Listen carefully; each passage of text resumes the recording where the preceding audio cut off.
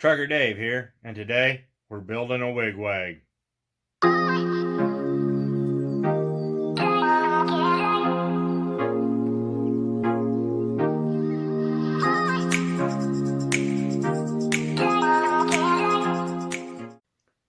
Before we get too far into this, let me explain what a wig-wag is. Whenever you see, when you have your blinkers on your car, both of them will be going like this. Well, they're both blink at the same time. Well, I'm building a device to make them alternate back and forth. So, that's what a wig-wag is. I've got some relays, I've got some flashers, I've got some ideas. So, we have a 5-pin relay. It's got a switch in it. We've got some 4-pin relays. We've got some connectors. I've got all sorts of wire of every different color. My handy-dandy trusty wire strippers. Some screwdrivers and whatnot. And I've got my boxes. This is primarily the box we're going to play with because it's the easiest to hook up. And then I also have my 12-volt power converter. So I went ahead and built some new leads, some red and black leads for that. So we can get that all up. We'll set this up. And I've actually started drawing a schematic to figure out what I need to do to get this to work. I've got some ideas, and I played with it a little last night, and I'll show you where I'm at. So I'm not going to get too technical here, but it'll be fun. So let me get this all hooked up, and I'll show you where we're at. Okay, so we got the first run up. I played with it a little the other night.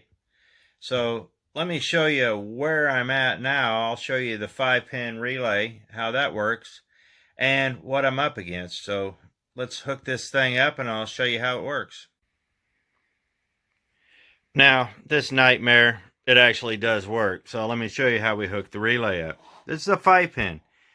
You've got two terminals here that switch A and switch B, which will alternate back and forth, which will make the lights alternate.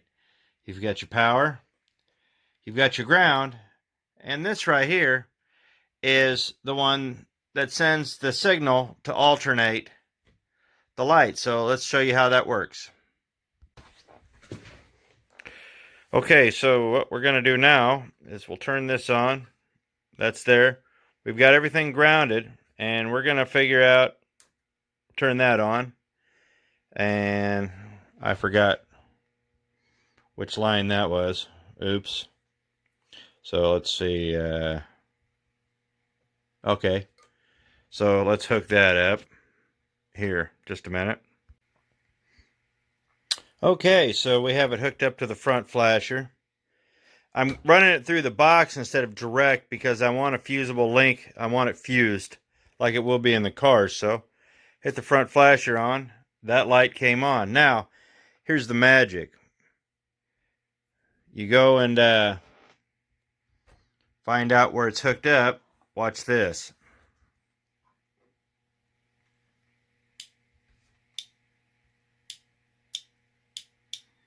So the switch works. Now, we have to figure out how to make this flash.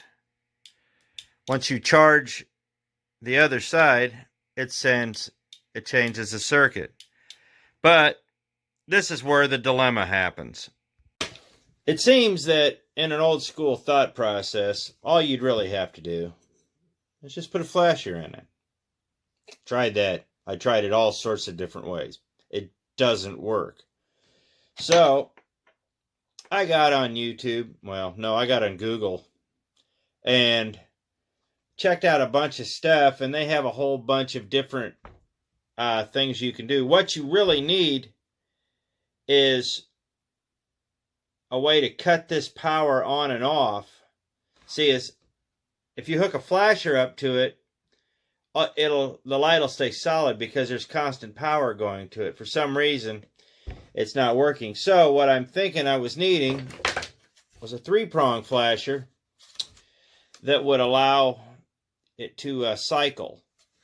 So we're going to try that tonight. And there was another way on Google about hooking 2 5-prongs up and then using one of these as a backup. It was really weird. It was all... I might do that later if I can't get this other thing to work. So now that we've figured out how this works, the 5-prong, and I've showed you that, let's see if we can get it to alternate. Okay, so we got the 3-prong relay mounted up. Let's show you what we did. According to the internet in schematics, this is the 49A, this is the ground, this is the power, this is the switch, basically. So we got it all rigged up, and we're going to have to figure out how to hook this up to... Basically, we're going to ground and then power this, and then we're going to hook this wire up to our switch and see what happens. So let's get to it. Well, I'm kind of where I was last night.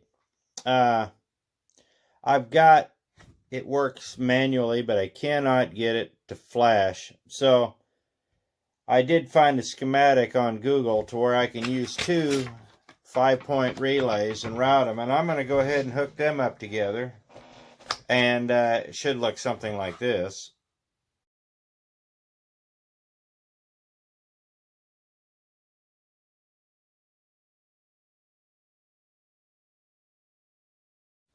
So with that, we're going to look at that Google schematic, see if I can hook... Apparently I have to hook this 5-point up to this 5-point somehow, and then you hook one of these little boogers up with it. So let's go ahead and figure out how it all goes together. This ought to be fun. Okay, so it's about 20 minutes later, and I've built this. This is quite the monstrosity. It has to have a light. Apparently it has to have a little electrical to bleed off through the secondary flasher unit. But basically, well, if all you can see is it's using one flasher to bring in all the power. It's got a universal ground. It jumps to the next flasher, and the secondary flasher is the one that does the actual wig-wagging. So we'll get some lights hooked up. Like I said, this is a mess. But if I ever decided to do this commercially, I'd actually probably, I don't know what I'd do. I'd have it cleaned up though. So let's get some lights put up, and we'll see if we can get this thing fired up without catching anything on fire. Okay, so I've got this nightmare all figured out. It looks like a mess here on the table, so let me show you what's happening. Okay, so we've got our switch box. We've got the lights. You have to have this light here for some reason. It needs a power draw to make the flasher work. You have your 2 relays put together. Now, I know it looks like a whole big mess, but let's flip the lights on and see what happens. So, let's go. Oh, there's one. No. Well, something got unhooked. Let's figure it out. Okay, so I got it to work. It's pretty cheesy. It's not liking to work. It's really slow. So I would probably need to get a bigger flasher unit. But this little box actually does work. And if you were to actually use the actual lighting, you would not have the big mess of the wires. But this is a homemade wig-wag. So, I guess it decided it didn't want to work anymore. That's what it was doing earlier. I'm wondering if something might be overheating. Let's turn it off and let's see what happens.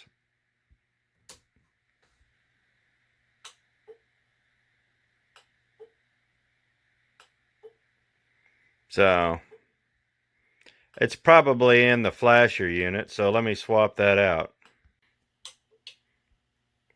Okay, so I swapped it out to a more robust flasher unit. So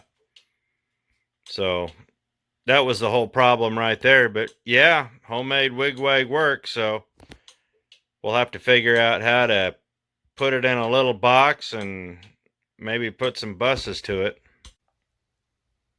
Well, that's kind of exciting. There wasn't a whole lot to it, but uh, it actually worked. That's the part that mystified me. I was doing this video wondering if it was going to work, because if it wasn't going to work, I could suppose I could put out a video showing abject failure. But yeah, it works. The only weird thing is if you want, you'd have to make more than one of these setups for each individual system. It wasn't hard. I figure I probably have $25 total in the whole circuitry and everything. The relays were expensive. They were running about $10 a piece, so that's $23 flasher unit for like your hazards for an older car. The lights are old trailer lights, and these will get recycled into something else. I bought a whole kit so I'd have 4 different lights, and that ended up running me about $40 for that. And then I bought a little Junior Woodchucks kit with all the different fittings and whatnot to secure your electrical stuff. That was about $15. But if you had all the other stuff, if you just needed the relays and you had all the other stuff, you're looking at about $25. So that's it, I guess. I appreciate it. I thought it was pretty cool. I was wondering if I could do it, and I'll probably hook it up to something on the car, probably the reverse lights. I really don't want to go too crazy with it because this can something that can get you in a little bit of trouble. So I appreciate it. Thanks for watching. We'll catch you next time.